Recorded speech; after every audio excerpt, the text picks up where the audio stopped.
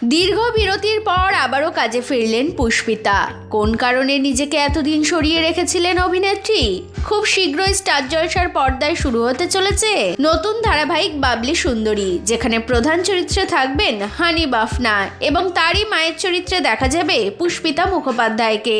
বহুদিন পর আবারও তিনি কাজে ফিরছেন, কিন্তু কেন এই দীর্ঘ বিরতি? আসলে তার ছেলে এখন অনেকটাই বড় হয়ে গিয়েছে, সে এখন 11-এ পড়ে।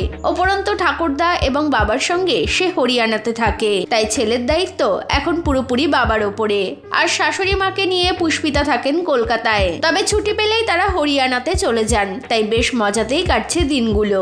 এই প্রসঙ্গে এক সংবাদ মাধ্যমকে তিনি বলেন, কাজের অফার আসছিল, কিন্তু তেমন চরিত্র পছন্দ হচ্ছিল না। আবার অনেক সময় সময়েরও সমস্যা হচ্ছিল। মাঝে 2-1টা সিনেমায় অভিনয় করেছিলাম, তবে এবার পুরোপুরি কাজে ফিরতে চাই। বাবলি সুন্দরী ধারাবাহিকের প্রযোজক শাহানা আমার ভীষণ ভালো বন্ধু, তাই আমি আর না করতে পারিনি। তবে এখন আমি অনেকটাই ফ্রি, মন দিয়ে কাজ করার চেষ্টা করব।